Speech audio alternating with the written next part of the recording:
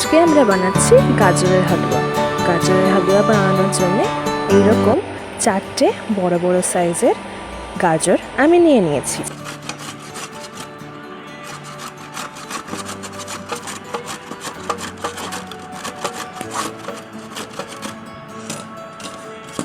এবার ঝটপট ইনগ্রিডিয়েন্টসগুলো দেখে নিই। এখানে 4টে গাজর গ্রেট করে নিয়েছি।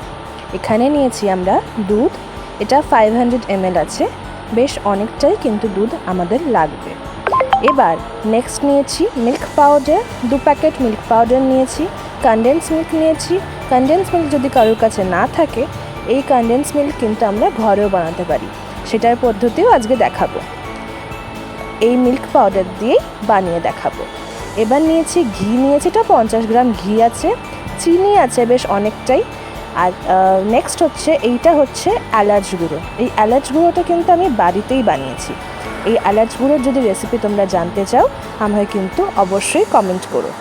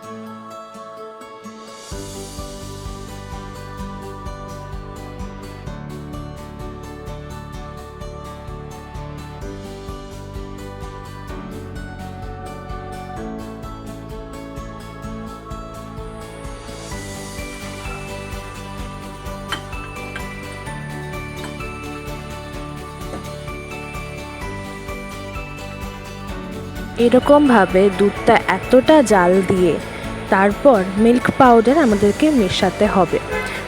আর এই ভালো করে মিশিয়ে এইটাই কিন্তু তৈরি হয়ে যাবে আমাদের homemade condense milk. Believe me, স্বাদ কিন্তু একদম সেম থাকে, অ্যাজ ইট ইজ বাইরের কনডেন্স মিল্কের মতনই, আর ভীষণ ভালো হয়। তো তোমরাও কিন্তু এরকমভাবে ট্রাই করতে পারো।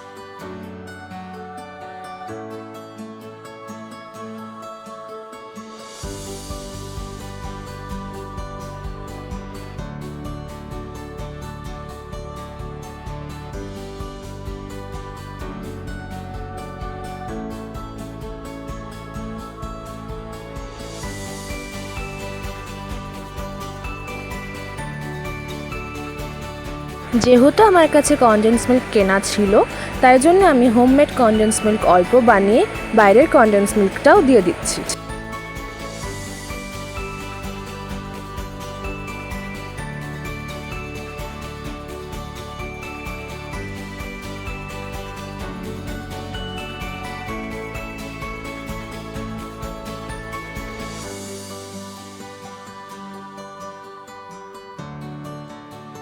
এখানে আমি আরও 250 ml দুধ অ্যাড করে দিলাম।